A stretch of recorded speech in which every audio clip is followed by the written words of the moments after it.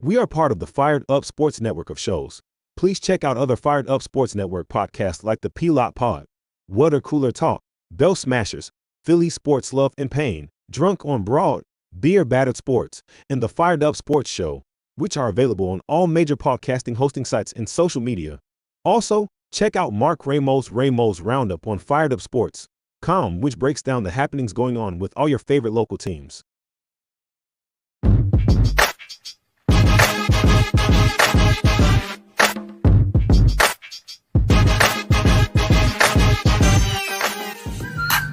The Philadelphia Eagles are Super Bowl champions. Swinging a miss, struck him out. The Philadelphia Phillies are 2008 World Champions of Baseball. Ladies and gentlemen, the Flyers are going to win the Stanley Cup. The Flyers win the Stanley Cup for the lead. Yes! Iverson, wow, what a fake off Daniels as he broke his ankles and got all the way to the cup.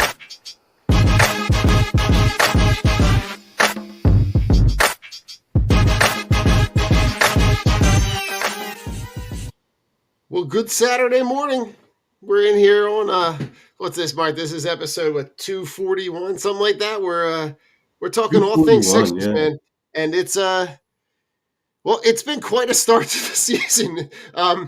Considering what we thought about going into the season and then what it's actually turned out to be. It's not where I thought it would be. It's been not even a roller coaster. It's been more of like a lot of anticipation and a big dud, with not a whole lot to be excited about. But there's a couple of bright spots, and Mark, let's talk Sixers. Here we go. All right. Yeah. I mean, You seem just as excited as I am. yeah. I mean, I can't think of a scenario coming into, even when I think back to this, the shows we did in the summertime and us kind of laying out what this roster would look like and all.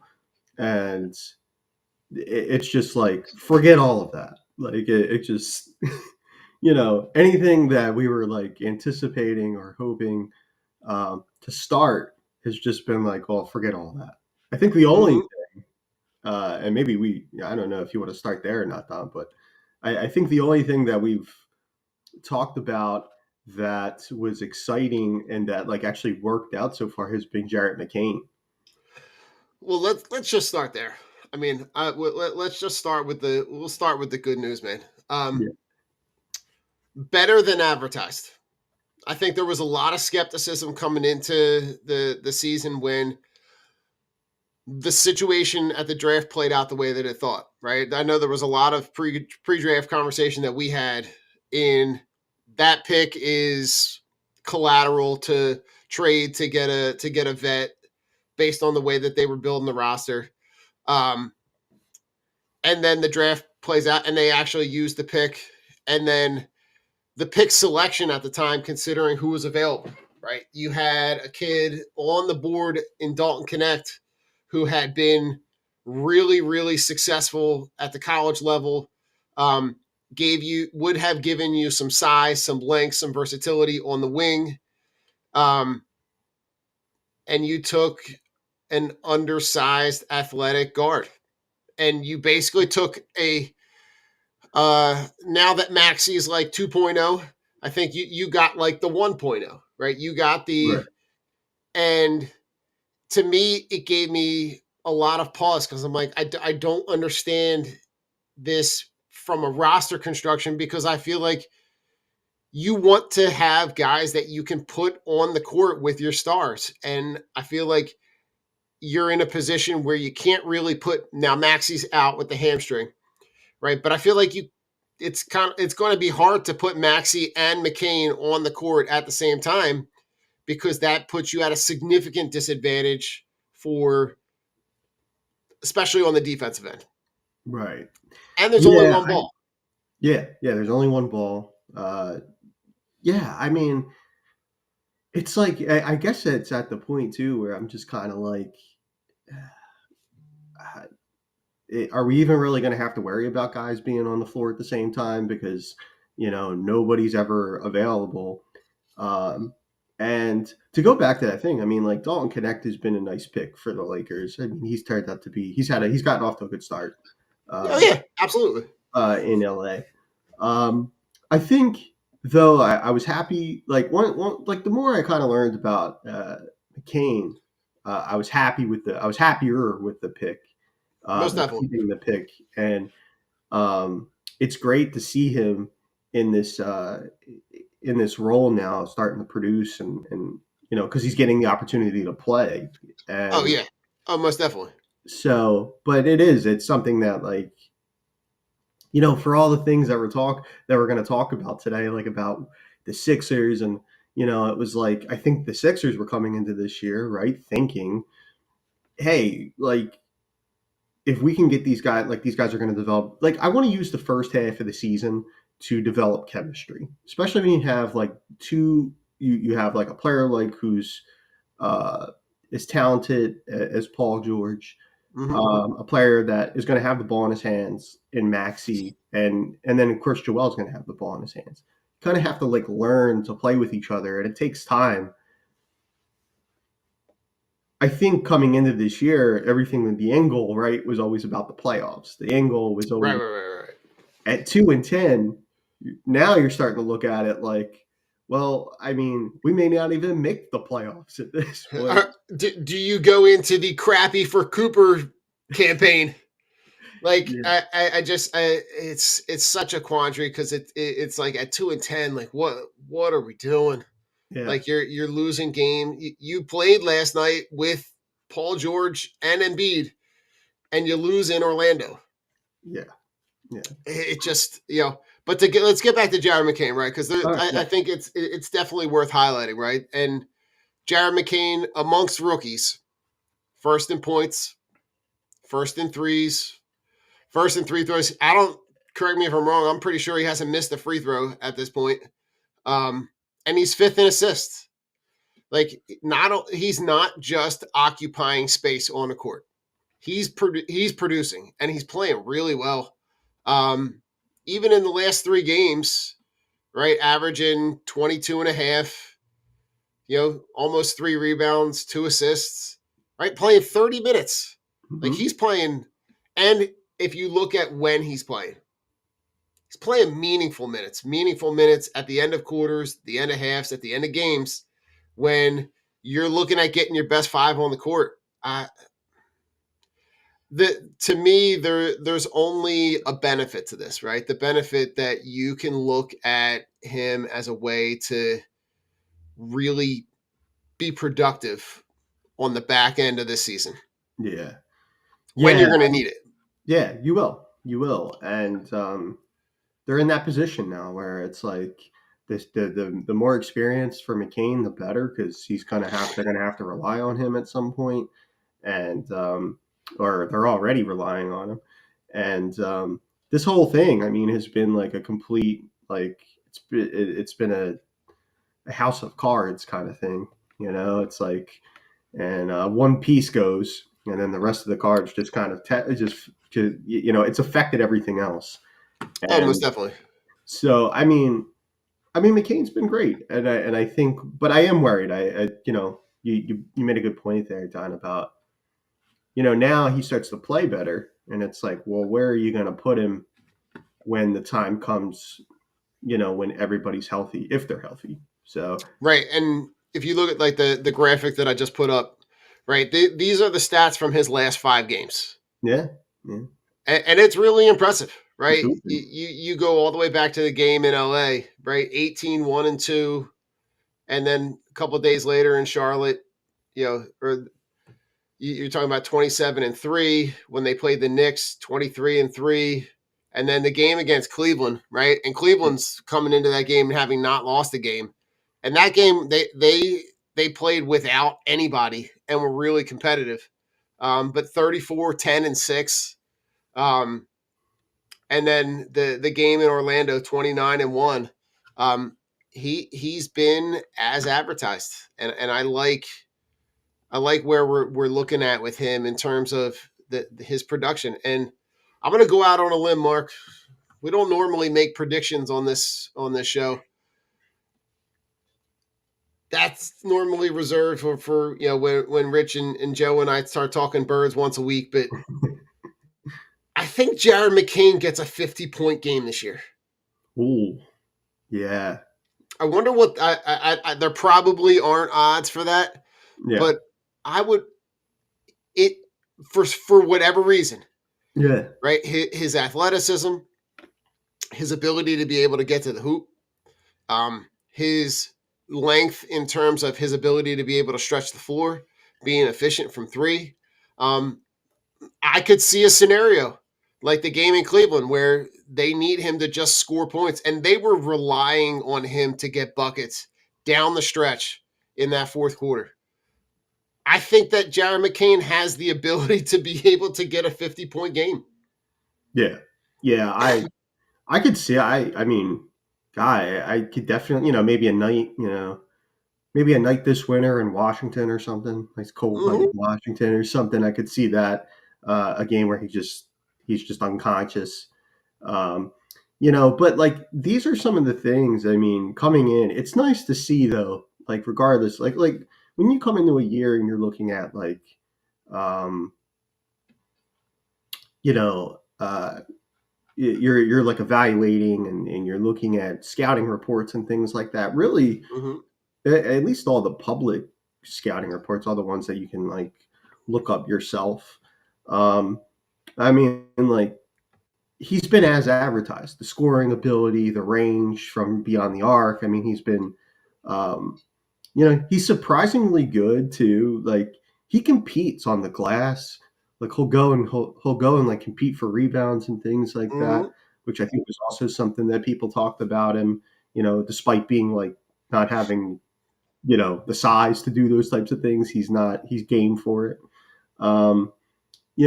But yeah, like as you said too, it's like if you get to a point this year where Maxi and McCain are you're going to be your options because the other guys just aren't as available.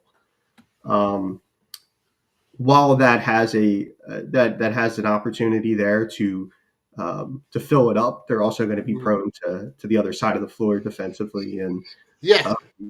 uh, that's going to be a concern. But I mean, like Yeah. to be honest with you, Don, I mean at 2-10, I'm just like I'm looking for guys to get buckets, and I'm looking for guys to just fill it up, and we need wins. We need Yeah. wins. I think the other thing going for him, right, is that he and Maxi have that now it has nothing to do with on the court stuff, but they have a really likable appeal. Yeah, That absolutely. is something that resonates with the fan base. And I think that to me, um,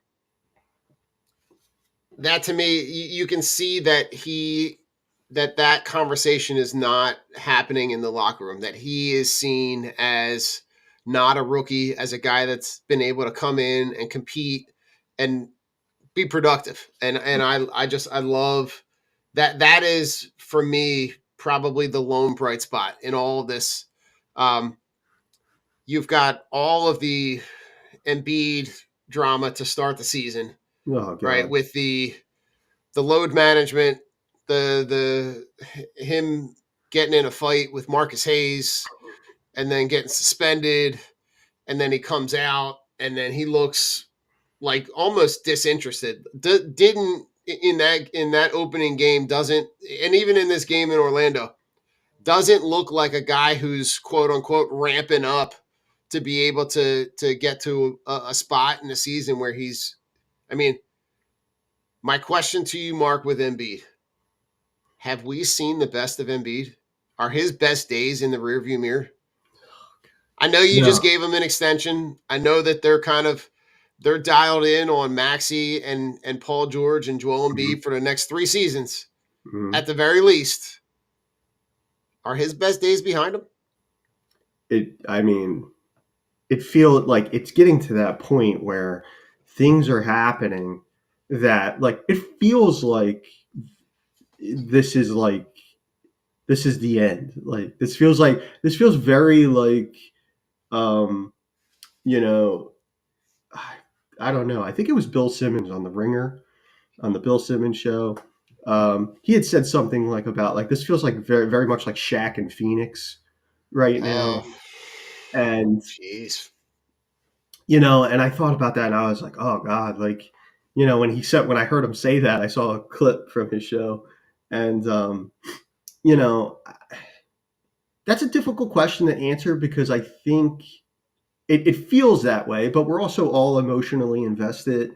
I think like you know it's like the plan and that's how it goes. That's how it goes in sports. But the plan, like this like not playing back to backs thing and stuff like that, like you can't do that at this point. Like you just have to worry No, about getting in. So forget about not to. This is going to sound a lot worse than I mean it, but it's like forget about like the health aspect. It's like we just need you to be out there so we can win. And then as you right, saw this night with the Magic, there are still going to be nights where you have those guys and you just don't have it because that's basketball, even when you right. have everybody. So it's Yeah, like, because over the process of playing 82 games, right, you're going to yeah, have nights like that where you just don't have it. you're going to be Um, off. and you're going to run into a young, athletic Orlando team that just outworks you. Mhm. And they were in that game for 3 quarters. Right. And in the fourth quarter, Orlando goes on that run. They score what 15, 16, 17 straight, Mhm. and it's out of hand. And the problem with letting Orlando go on that run late in the fourth quarter is that you don't give yourself any wiggle room to be able to work your way back. Right. And the thing that I think about, Mark, is that I heard someone talking about it this morning, and you're putting yourself in a position to really just get into the playoffs. That Yeah. play in back end, and you already have trouble winning series in the playoffs. Yeah. And you're going to put yourself at a disadvantage even if you get everybody to the playoffs healthy. Right. Even if Embiid is full health, Paul George is full health, Maxey is everybody's healthy. Let's just assume everybody is in the best condition possible. You're still putting yourself in a position to potentially play the Celtics, to Yeah. play the Cavaliers, to essentially have what happened last year, which is a first round matchup that feels more like a second round Eastern Conference Finals matchup in the first round. Yeah. And now you're gonna have to do that 3 times. Right. You're gonna have to play 3 of those series because you're gonna be the 10, 9, 8, 76ers. Like you're going to be in one of those bottom half of the playoff seed, and you're going to you're already, by taking this mentality, you are already putting yourself at a disadvantage. Just getting in and being healthy for this team shouldn't be the goal. No. You have the top end talent to be able to compete, but they are not playing like it. And the supporting cast, I think you're seeing what's happening when you ask them to do more than they really want those guys to do. I think when you looked at bringing in Caleb Martin and you looked at bringing in Tucker and like the Yabusele, right? That dude is playing more minutes than I ever fucking thought, Yeah. and and he's been productive. But they are all of those guys, Right. including Jared McCain, guy we just talked about. Yeah. All of those guys are all being asked to do more than the role that they signed up for, and I think that that's showing, which is why you're sitting at 2-10. There's things down the like up and down the roster too. Like even when you want to look at like um, guys that were brought in here to just provide depth, right? Like we haven't seen like Ricky Council as a guy that I think should be playing, but he's not. I don't. He can't even get into the rotation right now. No, and you're also seeing Jeff Downton. Jeff Like, Doughton, and he's playing over like Doughton's playing over like Reggie Jackson. He's getting minutes over like Reggie Jackson, a guy who's been around the league and has won.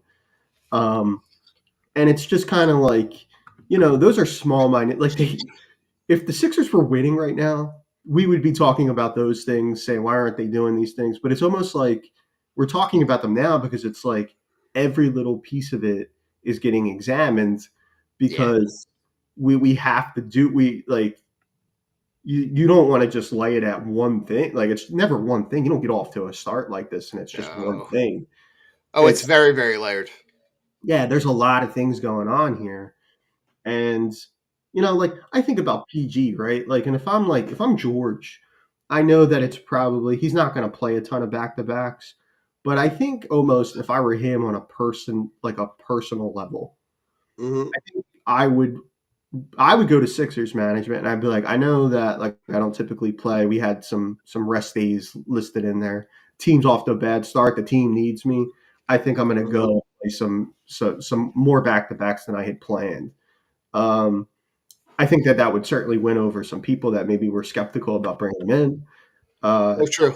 you know what I mean? Maybe a little positive PR there for PG to kind of just be like, hey, the team's in need. I'm a part of the team, and I'm gonna play a little bit more regular season than I Yeah. had anticipated. Um, Yeah. I mean, listen, 38-year-old Kyle Lowry is what he is, right? right. It's so. I think we looked in the off season. We really looked at all of the positives, and I think there's also a lot of skepticism about how Embiid handled the off season with Yeah. playing for the Olympics and the aspect of being around those superstars and what that could have brought for him.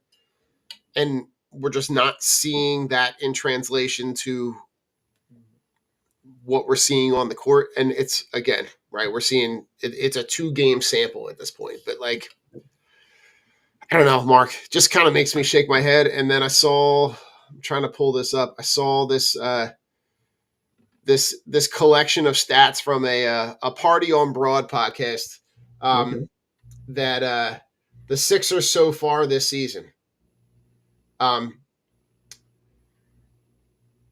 they are second worst in efficiency field goal percentage. God. They're third worst in rebound rate. They are fourth worst in team offensive efficiency, and they are fifth worst in assist percentage. Mm. Like, talk about a recipe for being 2-10.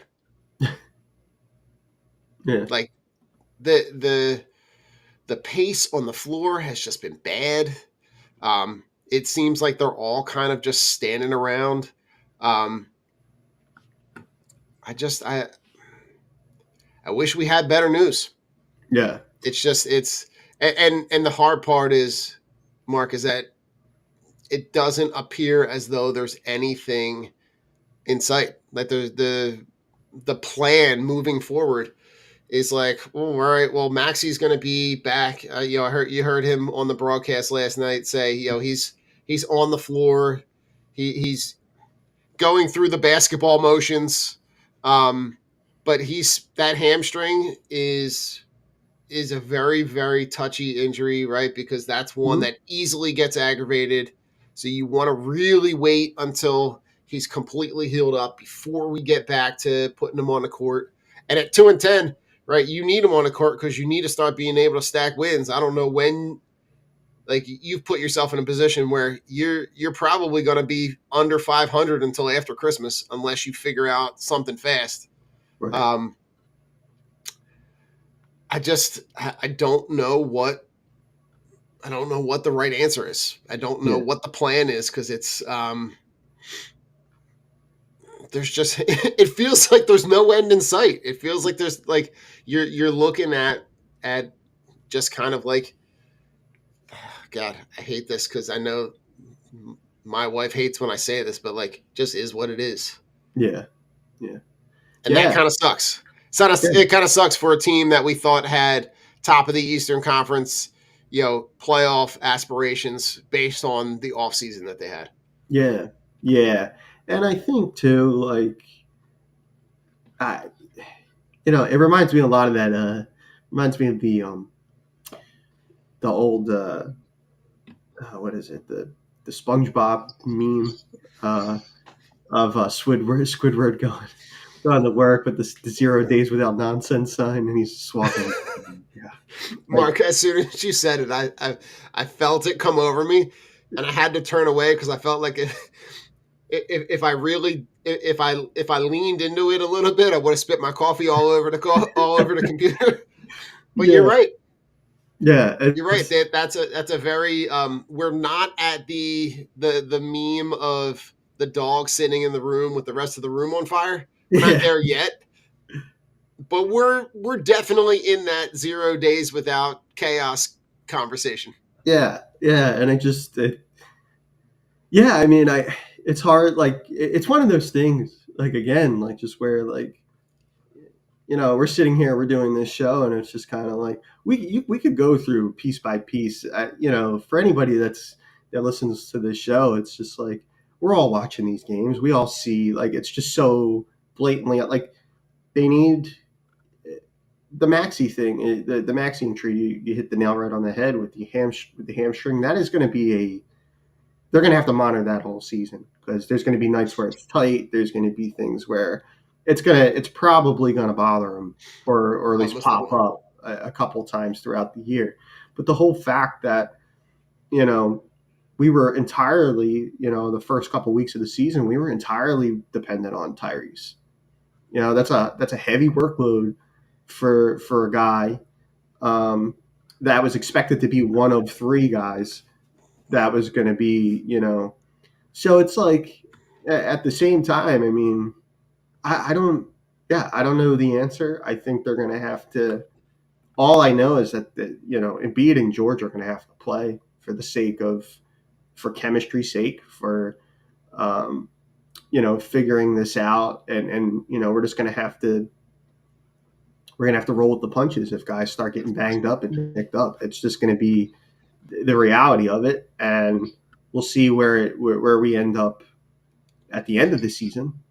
But there's going to have to be some difficult discussions there because this isn't one of those things that it's like if regardless if they don't have this run in the playoffs like we had anticipated, there's going to have to be some tough conversations had, Yeah, and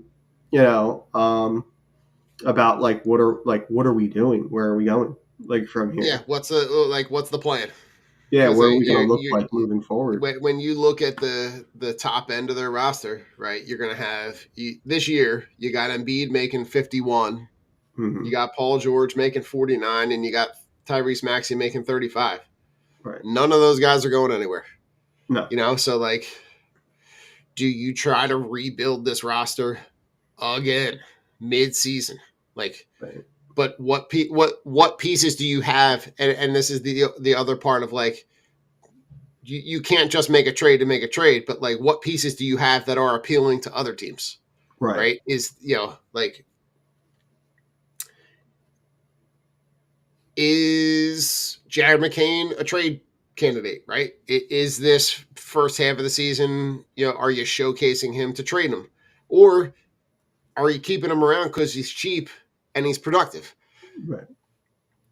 But like, are you going to be able to trade KJ Martin, Caleb Martin, Kyle Lowry, Reggie Jackson, Eric Gordon, Jeff Downton, Ricky Council, like Kelly Oubre? Are you trading those guys? Like, Right. this is where I'm kind of stuck. You're not moving your stars, but you also don't have a ton that might be appealing around the league to other teams.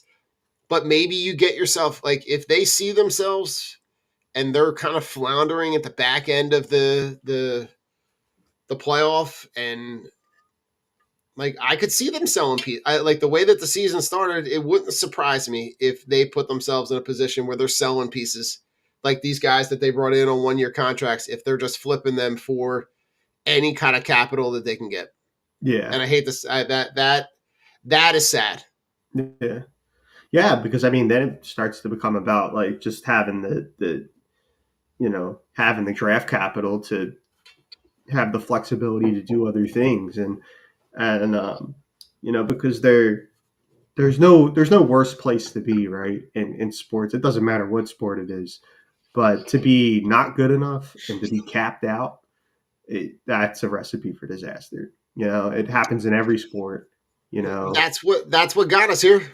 yeah, That's what got us into the process, right? We right. found ourselves we didn't have superstars, but you were paying guys a little bit more. You weren't getting as much production, and they just said, "What are we doing?" And then they start selling pieces, and then we're talking about the revolutionaries buying $4 tickets to sit courtside. Hmm. Yeah. Listen, on a different note, I'm a Jersey guy, right? Yes. I love my jerseys. The Sixers they debut their city edition threads, which are the white edition of the blue jersey that they had. Was that last year or 2 years ago? 2 years ago. 2 years ago. 2 years Yeah. ago. What are your thoughts? I like it. It's the alternative to the Sixers Spectrum, the navy blue Spectrum edition, Yeah. which I really liked. I wouldn't. th- when I saw this, I'm like, made me think a little bit because I'm like, maybe there's something cooking behind this that like if there's an anniversary, I'd have to go back and look into like if there's an anniversary year, is there an opportunity for them to go to the white and the blue as a for an entire season Right. in like a callback to the beginning of the franchise? What are your thoughts? I absolutely love these. Mm-hmm. I love the navy blue version as well, from a couple seasons ago. Um, they just, like when you think about like the Sixers have a lot of different options for jersey kits and stuff. Like they've had a couple different looks over the years, but like I love like the callback, the very like 70s feel that they have. Mm-hmm. Um, I love that about the blue ones too. I would love for them to like adopt these as just like the regular home and away kits. Like I know that they're not going to do that, but um, they just look so clean and They're very clean, yeah, and I think it gives them it's a callback to a very prominent time in the franchise, right? When the right, franchise is just kicking off. There's a lot of nostalgia in the and anything back to the Spectrum. yeah, Um, but it just got me thinking. As soon as they were like, oh, it's going to be the white version of the Spectrum, and I'm going, ooh, yeah. okay, something feels like it's cooking behind the scenes. Um, but I really like it. I really like how clean it is. And then it got me and then I started looking at trying to find it here. Um, I can't find it. It's the I had at some point when we were messing around here. I had the all of the city edition ones, which I'm curious. Some are really cool, and then some are like, eh. Yeah, yeah. I I don't know. Maybe like maybe when 76 place gets up and running, maybe they'll do something like that for you know new uniform kits for the new arena. I like it. I like that for 2040 Yeah. because look, yeah, the conversation around that is like that's a whole different conversation in terms of what's going on Sure. in the public sector in terms of their ability to be able to get any kind of answers progress with with the new arena and any kind of progress in Mhm. terms of what a new arena might cost. I get the idea of it. It's just not you're not getting a ton of answers. No, no, that's gonna be a while. Yeah, I It's mean, going to be a while. All right, yeah. Mark. I got a hoop. We're going to end on a really cool hoop story that has nothing to do with All the right. Sixers. You ready? Okay. Yeah. Here we go. So this, I'm going to try to remove all this. Here we go. Okay. So these are highlights from a guy named Hassan Emmanuel. He plays Division One college basketball for Austin P. Okay. He lost his left arm when a cinder block wall fell on him and trapped him for 2 hours, and his left arm had to be amputated. Oh my God. This guy plays Division I college hoops and is up there grabbing rebounds, blocking shots, dunking on people with one arm. Wow. Like, I saw this and this was like, this is just a cool hoop story that I'm like, Yeah. like if you look at him, and it's not just amputated like at his hand. It's Right. amputated between his elbow and his shoulder. Oh, yeah. Just a really cool hoop story, man. I didn't get it. I just saw it come across the timeline this morning. And I'm like, and I had to watch it like a couple times. I'm watching it going, all right, this dude is like out here hooping, like grabbing rebounds, like just wow. It's just a really cool hoop story. That's amazing. Well, Right? what a story. Yeah. That's incredible. So I'm curious. I might have to do a little digging into maybe a little bit more of the background, but I don't know. It just was cool, and Yeah. considering the state of the Sixers right now, it was just cool to see. Cool to Yeah. see a new anything, Mark. Anything to look forward to Sixers wise, other than like let's start winning games. Yeah. I mean, I'm gonna keep an eye on I'm going to keep an eye on Jared McCain and his progression here. He's a player that we had said earlier, I don't know what I don't know what the answer is for them, but I know that I feel like trying to save this season by making by trying to turn around and hey, we're going to make Jared McCain available, something like that. I mean, that just seems I mean, that seems incredibly short-sighted for a team that may really need him in a few years. Right. Um, and as like a building block, or maybe someone who could be a part of maybe even like a Sixers retool where they kind of move some contracts out and they get some assets back that can play today for you, and he Most can definitely. be a part of that. That's going to have to be the only thing that for the future, regardless of how this year plays out. I mean, but I want to keep an eye on McCain. I think he's had a really great start. I was a fan when they drafted him, and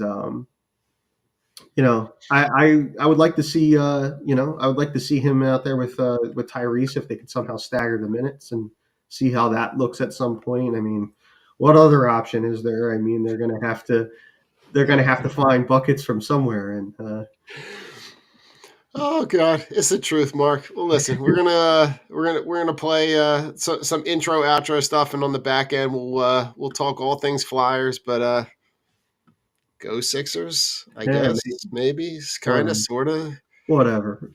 what. Oh God, here we go. All right, we'll see you in a couple seconds. Here we go.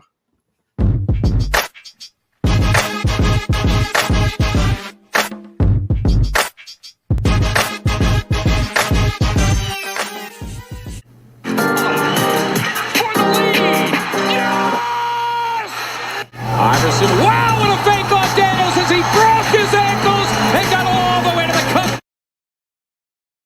We are part of the Fired Up Sports Network of shows. Please check out other Fired Up Sports Network podcasts like the P-Lot Pod, Water Cooler Talk, Bell Smashers, Philly Sports Love and Pain, Drunk on Broad, Beer Battered Sports, and the Fired Up Sports Show, which are available on all major podcasting hosting sites and social media. Also, check out Mark Ramos' Roundup on firedupsports.com, which breaks down the happenings going on with all your favorite local teams.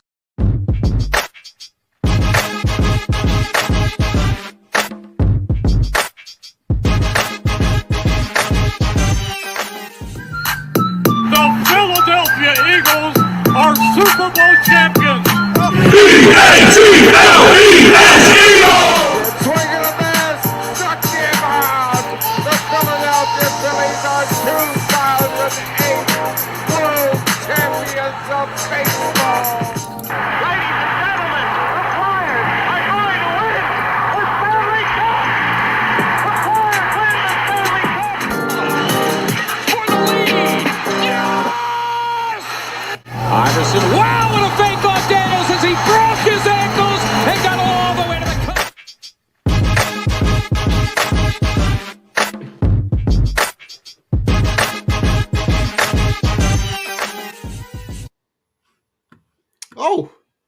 Well, we're back, drunk on the ice, talking all things Flyers this morning. But it's Mark, what the hell is going on with John Tortorella?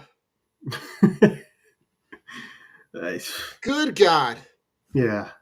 If there was ever an opportunity to mess something up, you had your rookie of the month, who has been one of your best productive scorers and players at 19, and you sit him. And not only do you sit him, but you sit him for 2 straight games. Yeah. It had my brain, it had my sports brain in a pretzel. Like, just had me in a place where I'm going, what on earth is happening? Yeah. Talk to me.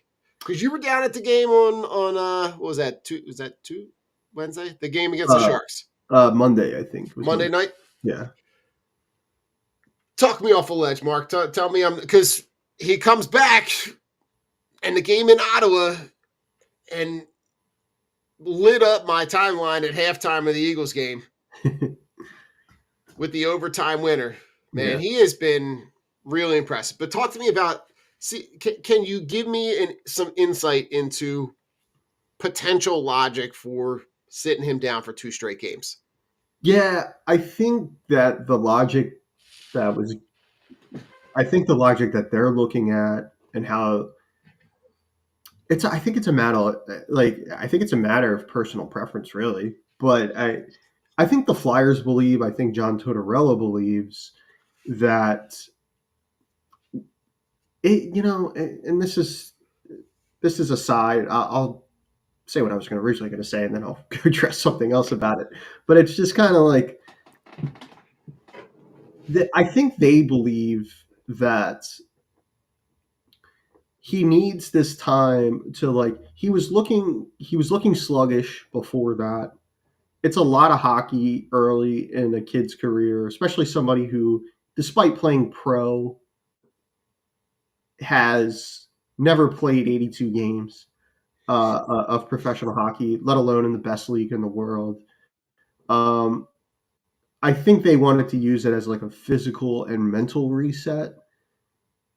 With that being said, I think that if you're not satisfied with his play, number one, I'm not really sure what they're expecting from him at 19. I mean, he's They're essentially carrying the offensive end of this. Right. And he's immediately stepped in as a productive scoring line player. We could talk about 5-on-5 versus power play stuff. He's getting the points. It doesn't matter. You know what I mean?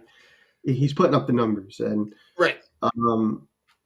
The experience will be worth it for him in the long run.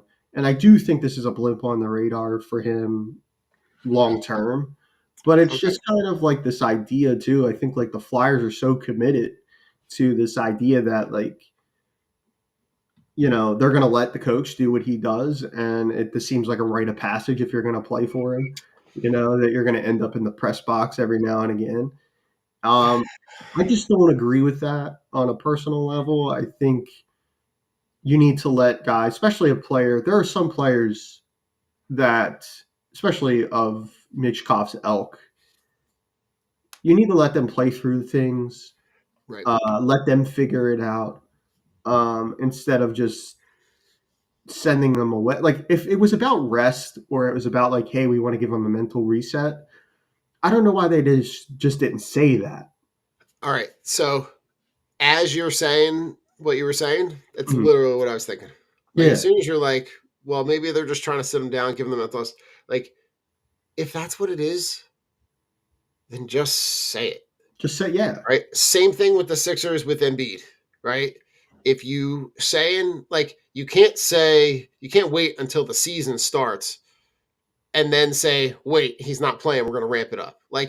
I would have rather you told me, hey, we're just going to give Michkov some rest, right? This is early in his career. This is early in the season. We want him to be able to get a different perspective on the game.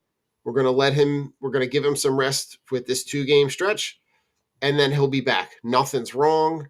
The open lines of communication solve a lot of these conversations, and it eliminates the perspective of Tortorella just being a like, I'm just going to be an old like, get off my lawn, this is my team, I'm going to do what I want to do kind of guy, Yeah. which I know he can be, but like, I just I'm not sure what the logic is, but the communication piece, it just doesn't sit well with the fan base, especially when some of those games are home games and you know that people bought tickets to go down to see him.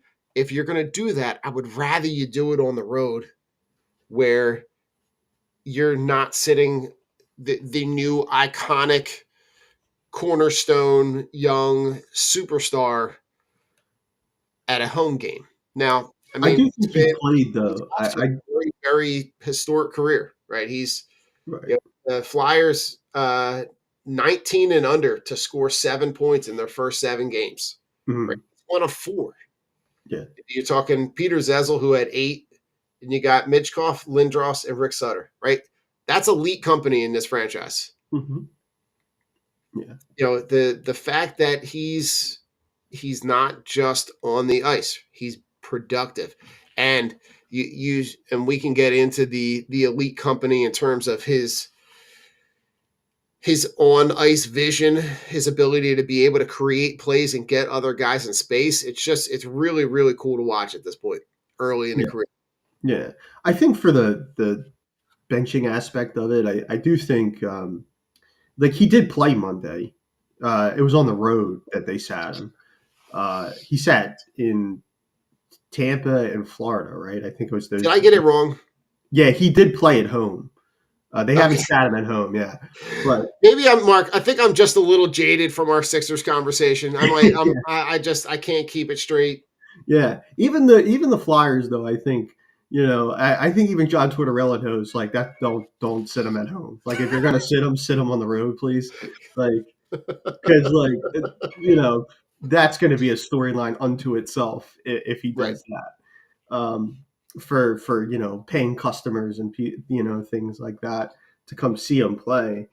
Um, yeah, I think that was the logic though, and I'm a big believer too, like in like especially skill players, um, guys that are going to play at the top of your lineup. You accentuate their strengths and you minimize Mhm. their weaknesses. And if he's not great off the puck, there's a lot of great scoring players that aren't good off the puck. They make up for it for being absolute wizards on the other end of the ice. You know what I mean? And it's just like not everybody's going to be this like. I think at this point in his career, 19 years old, and he has shown this already, and this is good enough for me that he has shown a commitment to play both ways, to play in all 3 zones. He's committed Mhm. working on his craft defensively and all. He's probably never going to be like a elite two-way player, but we're not paying him for that. We need him to be a scorer. We need him to be that wizard with the puck that he is and make other guys around him better. So far he's done all that. Yeah. So far, His I commitment would defensively I'm not worried about.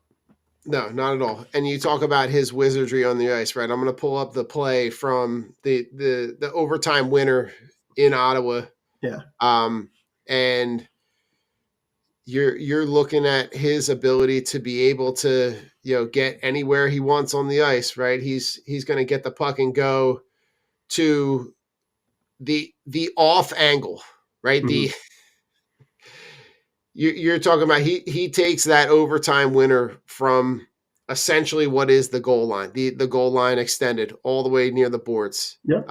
Yeah. and is able to find that little bit of space, Right. just enough to be able to sneak it in between and bank it off the goalie into the net, man. It just you know this angle that we're looking at is wild to see where he takes the shot from, and then you know the the goalie is essentially leaning up against the pipe, and he still finds a home for it.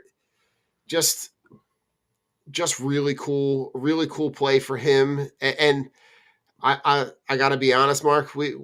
at some point last year we were talking about the celebrations, and we were going through. The celly is elite. Yeah, yeah, that was great. Yeah, that's a goal. I mean, that play there, like, first of all, I mean, it was a great extended play by everybody involved. Travis Sanheim's been terrific this year. I mean, he's playing a ton of minutes to start A the year. lot. Um, which, we could talk about whether or not that's, I got some thoughts on that too. And you Good. know, and Konechny actually before that, there was some. I think it was like Lawton and somebody else. Konechny had the presence of mind to hold on to the puck, to wheel back, get the change, get Michkov and Sanheim on the ice, more skilled players, and Mm-hmm. then they re-entered the zone and they set that play up. So that was like a heads up play by Konechny as well. But I I think like that goal there he scored against Ottawa. It's just like to be like below the goal line there. It's like Allmark's not expecting him to shoot that. He's holding the post just in case he does, but it's just like he's not really expecting him to shoot there. He sure as hell not expecting him to score from there. And It's the truth. but it's just like this presence of mind. He probably saw that he was not fully down or he was leaning a little bit or whatever the case was. He's just that smart when it comes to like creating offense. Yeah. All right. And then you look at this. This is the shootout goal against the Sharks. This is the night you were down there, Yes. right? So to be able this goal, man, you start from the one dot, you go across the goalie, across his face, man. And to just zig and zag with such effortless ease, man. And to be able to get from the one dot to the opposite and beat the goalie to the one side, this is the the this one was one that like falls under the Jeffrey Epstein meme. How many times did you watch it? Did you watch it 50 more, Yeah. 100 more? This one I watched a lot, right? Yeah. And even the screenshot of where he gets to on this goal is just incredible. When Yeah. you look at this little highlight right here where he's able to get to the other side of the goalie with almost no effort, Mark. It's something. It's a thing of beauty. Yeah. Yeah. I mean, it's a goal scorer's goal. I mean, the little head fake and the backhand forehand move. It's he got him the bite and he came all the way across and tucked it in, and he's going to do that a lot. I mean, he's got that kind of ability, um, and he's just a special player, man. I mean, I'm so excited about his future here with the Flyers, and he's gonna be a very really great productive player long term for them. To see him at 19, to know that he's doing this as a teenager right now, it just makes you Mm-hmm. think 3-4 years from now what he may look like. I mean, listen, you don't got to tell me twice, right? Kip's not listening, but we already got him a jersey for Christmas. Oh, sweet. So uh, that is like on the. It's enough that I have him in the conversation now, which I'm like, Yeah. Is it nice. a white Uh, one or an orange one? all right, so I have the traditional home one, the solid white front with the orange sleeves. I got Okay. him. He's a all right, Mark. This is little note to future Mark self. Yes. We're in that teenage phase where everything is a black hoodie. Yeah. So the jersey is it's the outdoor jersey. It's the solid black with the orange stripe on the side. Okay. Yeah, they wear them as the So I was alternate. trying to go a little bit different. Yeah. But Sweet. it's a really cool thing to know that this guy's going to be around for a while. Yeah. Um, and if he's doing this at 19, Mhm. I can only imagine where we're going to be at 22, 24, when he's got 6, 7 years of NHL experience and he's like right into like he hasn't even put on the adult body type yet, Yeah. right? When he gets to be, the less than 10% body fat, I'm going to put on 20 pounds of muscle in the off season. I'm going to drink 73 protein shakes. Kind of like when we're getting to that level, Yeah. and he still has the skill level to go with the body type, Yeah. and then you're going to combine that with the experience, man. This is you hit an absolute home run, and he's already put himself to be in the conversation to have like elite company, and Yeah. that's exciting. I haven't been this excited about a guy since I was excited about 88 when I was a kid, Yeah. Yeah. He's the and that's most. saying something. Yeah, it is, and I think that's in terms of like fanfare and hype, it's definitely the Lindros thing was on a different level. I think because he was in Canada, but Definitely. I think as the season rolls along, people will come to appreciate that didn't really know much about Michkov. I mean, we've Mhm. been talking on this show for over a year about him, going back to his last year in Sochi in the KHL and stuff. I Mhm. mean, we were kind of keeping tabs on that because we knew he was coming.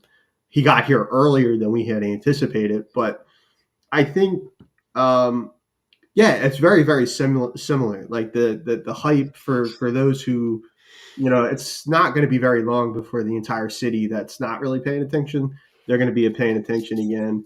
And like you said about getting Kip that jersey, you're going to see a lot of orange and black 39s out there, like over the next Yeah, few. listen, I got this feeling like in the future you're gonna see a lot of dogs and cats with with Matvey names, with Mitchkov names, the same way Yeah. you're going to see a lot of dogs named Saquon or dogs Yes. named Barkley.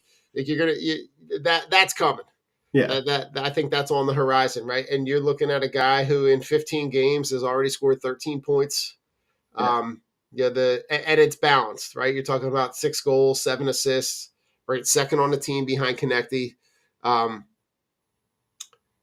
Tippett and Sanheim have been productive. Bobby Brett, you're getting a lot of. I think the thing that I like is that you're getting a lot of production up and down the roster. Yeah. Yeah. I think that game in Ottawa there the other night, they have another That game was a tonight. really really cool game to watch because they Yeah. battled. And they were, yeah. And it was like, it was ugly. I mean, like, it was You're ugly. right. It was a good And ugly though. yeah, it was, and to come in the win, you know, they were struggling a lot in that game. They were getting thoroughly outplayed for a large chunk of it, but they stuck with it. And to come all the way back. I mean, Allmark, the Senators goalie was absolutely atrocious in that game, and the Flyers took advantage of that. Like really, right from the beginning. I mean, they scored first. Sanheim scores first on a shot from the point. Mm-hmm. And I mean, it doesn't look like there's any traffic or anything like that. I think it ends up going under the pad. I don't even know how that happens that far out. Like, I don't know what he was doing. And, but it went in. It's And, true.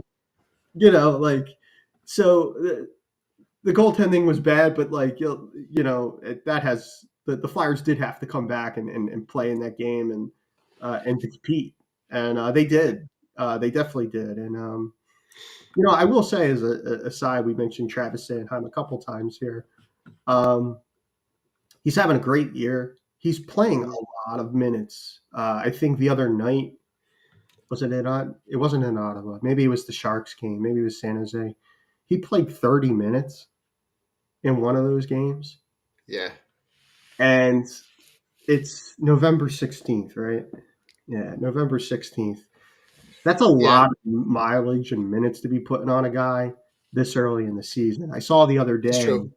they were at practice and Sanheim took a maintenance day, which Okay. any other time you wouldn't really, he's probably just taking a rest day. But Yeah, to take a maintenance day in November, we're not even at the holiday break yet. And he's it's like, true.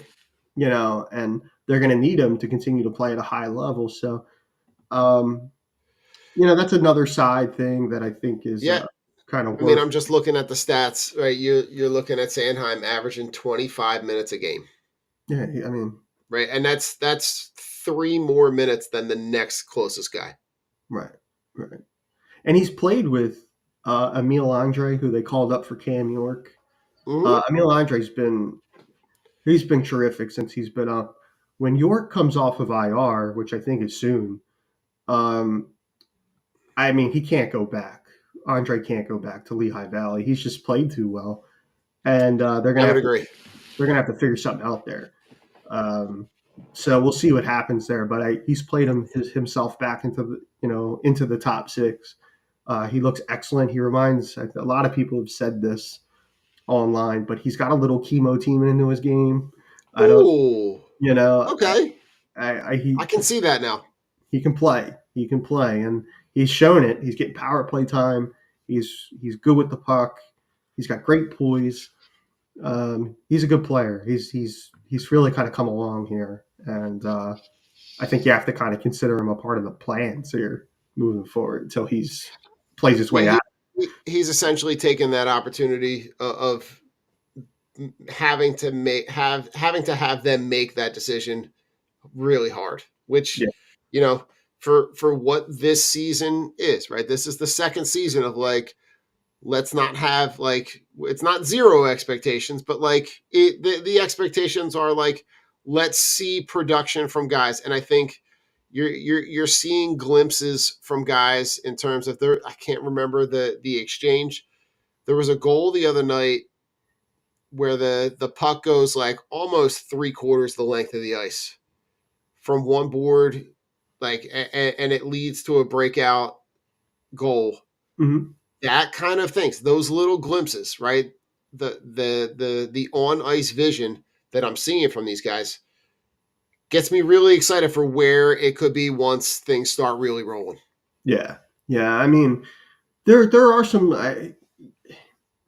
They have some they do have some good young players. It's not Mhm. like they're not completely devoid of talent, and um, you know, there's still a lot of work to be done in terms of like rebuilding this thing and getting to a place where they're like a perennial playoff team and a contender. True. But they do have some good young players. It's not like a complete like devoid of like they need to add it. They certainly need to add. I'm not saying that, but it's just like um, they got some guys that can play, man. It's not like they just got to let them play. It's true. You gotta let them kind of learn on it's that on the job training where you kind of just you're gonna learn from those successes and those failures and figure out what you need to do moving forward. Mark, talk to me about the goalie, because the goalie position has been kind of in flux throughout the season between Arison, Fedotov, and Kolosov. You're seeing glimpses. I think Fedotov is like, I saw glimpses in the other night when I'm watching him against Ottawa. Right, he gives up the 4 goals, but you saw some really good saves late in the game and in overtime to kind of keep them in the mix to be able to get them to a position where they can go on the offensive, and you let Mitchkov, he scores the game winner. Talk to me about the goalie situation right now. Yeah, I think Fedotov is actually his last couple starts here. He's been really good. Mm-hmm. Um, he like as you said, 4 goals against. That doesn't look great in the stat sheet, but he was good in that game. He was sharp. He was on it. Mm-hmm. Um, for a guy that's as big as he is, he does kind of flail around a little bit in there. Uh, I mean, it it looks like you took a guy who was supposed to be playing center for the NBA and you strapped a bunch of goalie pads on him, and it's like what we used to do. All right, it's what we used to do when we would play street hockey. yeah, Right, you take the biggest kid and you strap all the equipment on him, and you say, all right, well, you're going to just take up a lot of space yeah, and hope that helps. Yeah. Um, he's still young. Like he's still young though, so that's where it's like if you can kind of help him along. I don't know if he's necessarily the long term answer. I know that they got a goalie pipeline that's pretty extensive. Yeah, they do. And um yeah, I mean he's played well the last two. I think that's been a positive here. Kolosov, who I'm a really big fan of. I like that kid's game a lot. He hasn't played much lately, but that was because Erson was in the lineup. Erson's going to miss some time now. I think he's out another week or two with it's like a muscle pull, a growing pull, something like that. Mm-hmm. Erson, I think, has been solid when they've needed him to be, and he's probably the best option they have in goal at the moment. Mm-hmm. Um, but I really like Kolosov. I think we see a little bit more of him. He'll be, I think getting that NHL experience will be a good thing for him. Um, and for the next week or so, I mean, Fedotov and Kolosov are going to be the 1-2. So both of them are going to play, I'm sure. Um, What where does this stand with Erison and his injuries? I think as I said, I think it's about a week. I think he's missing like Okay. about a week now. Um, so uh, we'll see where that is. I mean, he's another one. Like, I mean, going back to last year, they've ridden Sam really hard. Mm-hmm. And last year had a lot to do with the fact that they didn't really have anybody else. Not to say that Sam didn't deserve it; he certainly did. But it was a lot of it. It's hard. It's a lot of minutes when you're not used to playing that many minutes, Mm-hmm. and you're getting uh, you're getting every start. Down the stretch. I mean, it's in one instance you love it because you're playing every day, and then there's you're just wearing down. And I think this year having Fedotov and Kolosov here has kind of helped maybe balance the scale a little bit, where you don't have to Yeah. really beat Sam as much, especially if Fedotov or Kolosov, either one of them, start playing a lot better. And it looks like Fedotov's starting to turn the corner. He's starting to learn the NHL game more, A little and bit. that's good. That's a good thing because he's an absolute like moose in there. I mean, it's like It really is wild. And Mark, something they have some kind of deep seated connection to Russia right now. With you yeah, got Michkov, you got Fedotov, you got Kolosov, and then you've got. Are you aware of the 19-year-old goalie prospect in Russia, yeah, yeah. Igor Zavgrogin? Zavgrogin, yeah. And I'm probably butchering that, so please, He's people in been Russia, he's been dominant over there. Mark, I'm looking at his 2024 25 stats, Hmm. and in 18 games, 9 wins, 1 shutout, 36 goals on 478 shots Hmm. at 19, playing Yeah, in the like we're talking about, right? Mishkov 19 playing in the KHL, right? You're playing. This is not a Bobo third tier league. Like this yeah. is this you're talking about a 2.25 goals against average. His save percentage is 93. Like Hmm. you've got again, you're what I like about it is that 2, 3, 4, 5 years down the line, you're giving yourself a lot of options at that position. Yeah, and it's a position where you have to like it's like pitchers in baseball. Like you just got to you got to keep bringing guys in, and You're not wrong. and I'm glad the Flyers have recognized that like Hmm. goalies can be so volatile in the sense that they can like one year guy can be dominant, the next year he doesn't look like he can't stop anything, and goaltending's tied to a lot of different things out there, defensive structure, all that kind of stuff. But it's it's a really tough position to analyze a lot of times, and I think the only way um, you kind of find like a franchise guy, or like you wonder how teams end up with the elite guys in goal. And it's like you cast a wide net and you draft as many as you can, and you're bound to find one of them because it's like, You hope that you hit one, yeah, and all you got to do is hit one, and you can set yourself up for 8-10 years. yeah, I'm just pulling up another. I'm searching as you're talking. I'm like I can't get enough of it. yeah. There's a Yahoo Sports article.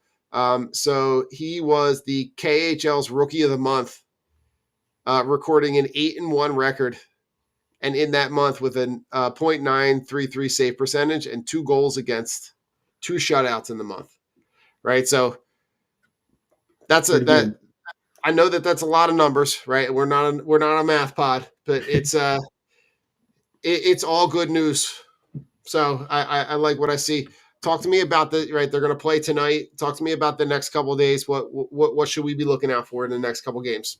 Yeah, tonight I think who's coming in tonight? They have Tonight they're going to play Buffalo. Tonight Buffalo. is Star Wars night, Mark.